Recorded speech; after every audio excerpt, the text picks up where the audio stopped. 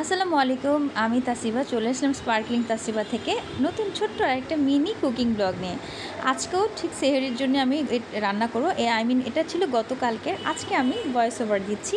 তো জানেনই বরাবরের মতো আমার একটু ছোটো মাছ, শুটকি এগুলো খেতে ভালো লাগে। দেশীয় খাবার। তো আজকে রান্না করব মলা মাছ দিয়ে আলু এবং বেগুন দিয়ে সুন্দর একটা ভুনা করব। তো থাকেন সাথে আমার, দেখতেই পাচ্ছেন আমি সব কিছু একসাথে রেডি করে নিয়েছি। তো এখানে আমি আলুগুলো ঠিক এভাবে কেটে নিলে দেখতে ভালোও লাগে আর একটু আমার কাছে ভালো লাগে আর কি। তো সেই সাথে আমি তো আর বাদ বাকি সব কিছু রেডি করে নিয়েছি। এখন আমি একটা চুলোয় প্যান বসিয়ে দিলাম। এখন আমি চুলোটা জ্বালিয়ে দিলাম। রাইট না আমি এখন একটু হয়ে আসলাম। এখানে একটু তেল দিয়ে দেবো। আর অবশ্যই আমি রাঁধুনি সরিষার তেলটা ইউজ করছি। একটা কথা মনে রাখবেন, ছোটো মাছগুলো একটু সরিষার তেল দিয়ে যখন আপনি ভুনা করবেন খুব ভালো লাগে। যদিও এই মাছটা সবাই হাতে মাখিয়ে রান্না করে, আমি একটু এইভাবে খেতেই পছন্দ করি। তো সবাই সবার মতামত জানাবেন কে কীভাবে রান্না করেন। যদিও আমি জানি এটা স্পেশালি হাতে মাখিয়েই করে, ওটাও মজা। তো আজকে আমি একটু ডিফারেন্টভাবে দেখাচ্ছি। আমার কাছে এভাবে করি এই কারণে আমার কাছে একটু ভালো লাগে। আর সব কিছু একটু মশলাটা একটু ভুনা হয়ে আসা ভালো লাগে। আর আমি কিন্তু জানেন বরাবরই একটু আমার বাসায় কাটা মশলা ইউজ করি, যেটা হচ্ছে দেখতেই পাচ্ছেন রসুনগুলো কুচি কুচি করা, পেঁয়াজ কুচি করা। তো আমি রসুনটা পেস্ট দিই না, তো কুচি কুচি করাটাই আমরা বেশি, শুধু মাছ কি বিশেষ বিশেষ ক্ষেত্রে আমরা বাটা মশলা রসুনটা বাটা ইউজ করি, পেস্টটা ইউজ করি। তো দেখতে পাচ্ছেন আমি পেঁয়াজ রসুন সব কিছু দিয়ে দিয়েছি। আর রসুন সবসময় সরিষার তেল দিয়ে রান্না করলে একটু ভালো লাগে। বাই দ্য ওয়ে, একটা মজার ফানি কথা বলি, সেটা হলো যেই মেয়েরা ছোটো মাছ খেতে ভালোবাসে আর ধরে নেবেন তারা অনেক ধৈর্যশীল। কেন জানেন? কারণ ছোটো মাছ কিন্তু সবাই পছন্দ করে না। ছোটো মাছ কুটা একটু ঝামেলা। তো যারা ছোটো মাছ কুটে তাদের কিন্তু অনেক ধৈর্য। সো বাই দ্য ওয়ে, এটা মনে রাখবেন অবশ্যই। তো আমি এখানে একটু মশলা পেঁয়াজের সাথে সাথে একটু কাঁচামরিচও দিয়েছিলাম একটু ফ্লেভারটা ভালো আসার জন্য। আর আমি কিছু টমেটো কুচিও দিয়েছিলাম যাতে স্বাদটা একটু ভালো লাগে। টমেটো কুচি দিলে না একটু স্বাদটা ভালো লাগে। আপনারা দেখবেন প্রত্যেকটা জিনিস একটু টমেটো মাছে একটু বেসিক্যালি। তো আমি এখন একটু সব নেড়েচেড়ে সবগুলো কষিয়ে নিচ্ছিলাম।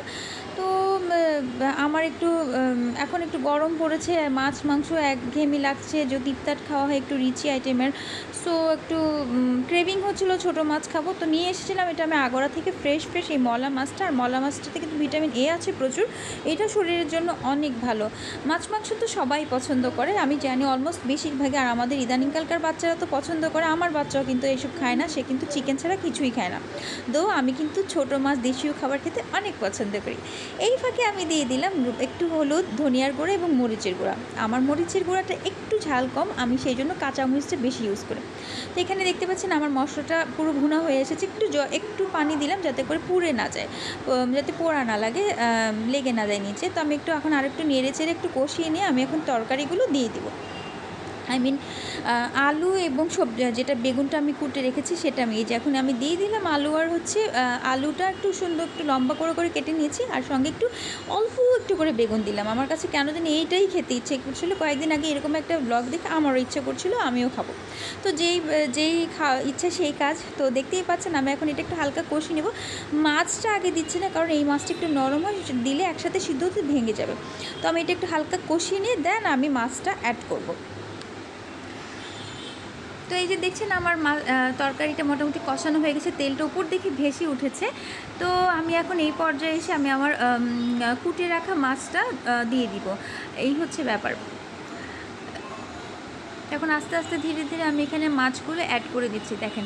আর মাছগুলো কাটার একটা টেকনিক আছে, অন্য কোনো দিন একটা ভিডিওতে আমি দেখিয়ে দিব কীভাবে যারা এই মাছটা পছন্দ করেন এইটা খাবেন। আমি অনেকগুলো এনেছিলাম, জাস্ট অল্প কিছু নিয়েছিলাম, কারণ আমার বাসায় অনেকেই মানুষ কম, আইটেমও বেশি থাকে, তার খুব খাওয়া কম হয়। তো আমি অন্য দিন দেখিয়ে দিব ভিডিওতে কীভাবে ইজিলি এই মাছটা আপনারা ফ্রেশ করে নেবেন, একেবারে চেয়ারে বসে, বটিও লাগবে না।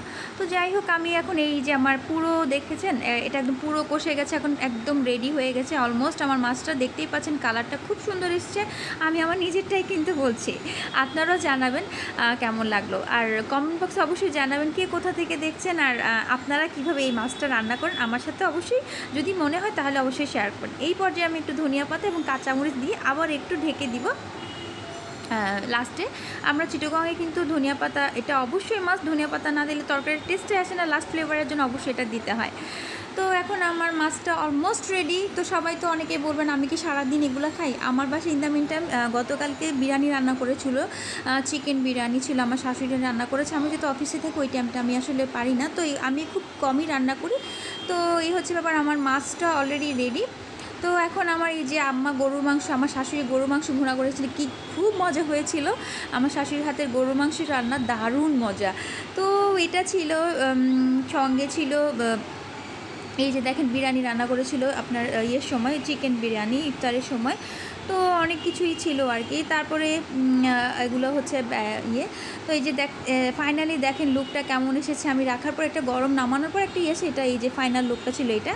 তো আমি এটা দিয়ে সেহেরি করব, একটু পর আমি ফ্রেশ ট্রেশ হয়ে নিব, ফাঁকে আমি সেহেরি করব। তো এই হচ্ছে ব্যাপার।